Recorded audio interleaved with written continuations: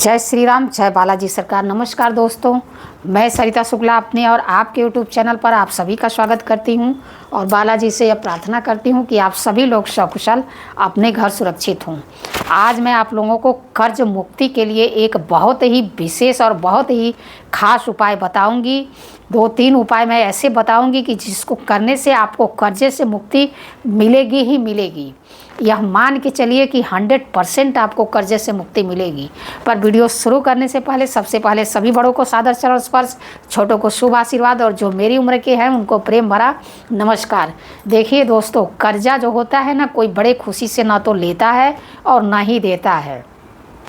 पर कर्जा ऐसी चीज़ है कि देने वाला भी परेशान और कर्जा लेने वाला भी परेशान।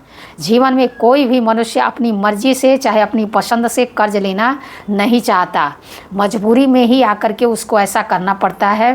कर्ज लेने के साथ ही पूरे परिवार में एक अजीब सा मानसिक तनाव हो जाता है।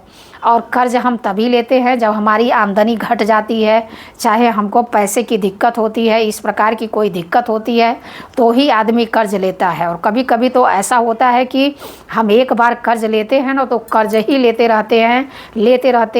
रहते हैं और उसमें हम इस तरह उसके जाल में इस तरह फंस जाते हैं कि फिर उससे निकलना जो है बड़ा ही मुश्किल हो जाता है। उस कर्जे के जाल से निकलना जो है बड़ा ही मुश्किल होता है, चाह कर भी हम उस जाल से निकल नहीं पाते हैं। तो अगर आपके साथ भी ऐसा ही है, आप भी इस चीज़ को लेकर के परेशान हैं कि आपका भी कर्जा नहीं उतर रहा है, आपने भी किसी से कर्जा लिया था, चाहे आपने किसी को कर्जा दिया था, यह उपाय दोनों लोग कर सकते हैं। जिसने कर्जा लिया हो उसने भी और जिसने कर्जा दिया हो वो भी। क्योंकि आजकल क्या है ना, देने वाले से ज़्यादा लेने वाले से ज़्यादा देने वाला परेशान है। भाई मेरे तो जितने भी एक्सपीरियंस हैं ना इसी प्रकार के हैं कि मैं दे के परेशान हूँ, ले के तो नहीं, किसी से ले के मैं नहीं परेशान हूँ, मैं कर्जे दे के परेशान हूँ। शायद मैं पहले भी इस पे वीडियो बना के डाली हुई हूँ, आप लोग देख लीजिएगा। उसमें भी मैंने डिटेल से सब बताया है कि आजकल जो है कर्जा देना भी बहुत जिगर की बात है। ये समझ लीजिए कि जिसके पास बड़ी हिम्मत हो, बड़ी ताकत हो, मानसिक एकदम मजबूत हो, वही कर्जा दे सकता है भाई। क्योंकि उस कर्जा दे करके फिर उसको झेलना इतना आसान नहीं है। तो इसलिए अगर आप भी इस सिचुएशन में फंस गए हैं, चाहे आपने कर्जा दिया है चाहे आपने कर्जा लिया है, आप दोनों लोगों में से कोई भी यह उपाय दोनों लोग इस उपाय को कर सकते हैं। और दोनों लोगों को आप अपने लिए करिए देने के लिए और आप अपने लिए करिए लेने के लिए। ये उपाय दोनों लोगों को दोनों रूप में फ़ायदा करेगा, देने वाले को भी फ़ायदा करेगा और जिसने लिया है उसको भी फ़ायदा करेगा। ठीक है, तो इस उपाय को, लेकिन यह उपाय जो है एकदम गुप्त तरीके से करिए, किसी को कानो कान इसकी भनक नहीं होनी चाहिए। एकदम गुप्त तरीके से इस उपाय को करना है आपको क्या करना है देखिए। अब जैसे कि आप जानते ही हैं कि शनिवार के दिन जो है लोहा नहीं लिया जाता है, तो ठीक है, तो आपको क्या करना है कि शुक्रवार की करना उपाय शनिवार की रात्रि में है, पर एक लोहे का ताला आपको ले आना है। और इस चीज़ का विशेष ध्यान रखना है कि वो ताला जो है ना बंद ही लाना है आपको अपने घर, उसको खोल के नहीं लाना है भाई।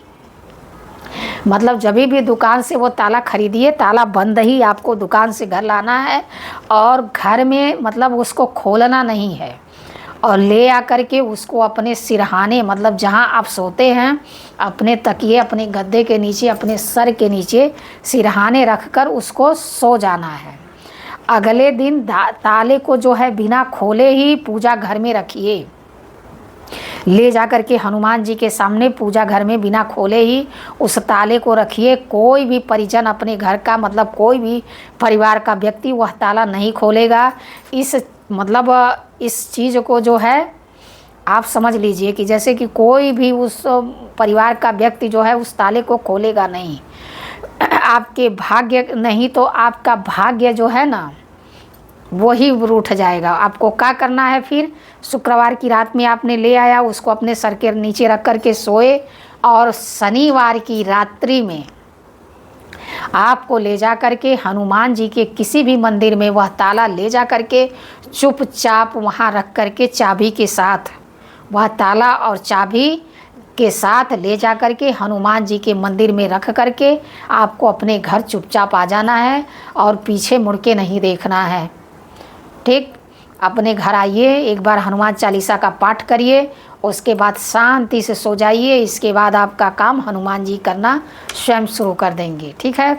अब दूसरा उपाय जो मैं आपको बता रही हूँ, दूसरा उपाय है कि देखिए, रात को सोते समय बेड के नीचे, जब भी आप रात को सोते हैं तो बेड के नीचे एक बर्तन में थोड़ा सा जौ आपको रख देना है और सुबह उठ करके उसे किसी ज़रूरतमंद को दान कर देना है या तो किसी जानवर को खिला देना है।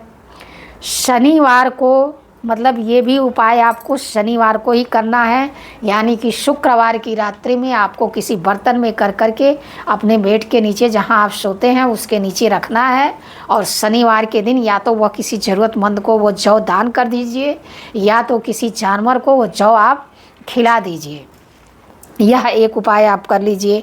उसके बाद आपको क्या करना है कि शनिवार के दिन ही काले कुत्ते को सरसों के तेल में, मतलब एक रोटी बना लीजिए और उस पर थोड़ा सा नमक और सरसों का तेल खूब चुपड़ करके काले कुत्ते को वह रोटी खिलाइए।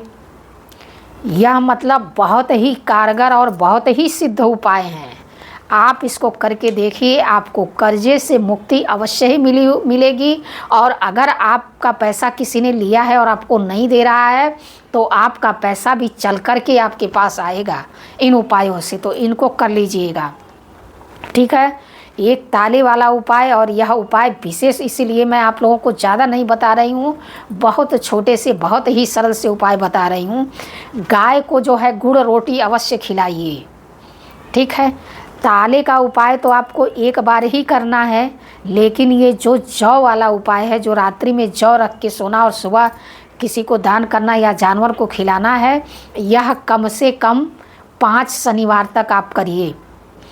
यकीन मानिए कि 5 शनिवार बीतते बीतते आपका जो कर्जा है वह चुकने का कहीं ना कहीं से कोई ना कोई स्रोत अवश्य ही बन जाएगा। तो इसलिए इस उपाय को करिए और इसका लाभ उठाइए। बाकी वीडियो में कोई गलती हो गई हो तो क्षमा करिए। ऐसी जानकारी के लिए हमसे जुड़िए, हमारे चैनल को लाइक, सब्सक्राइब, शेयर करिए। जय श्री राम, जय बालाजी सरकार।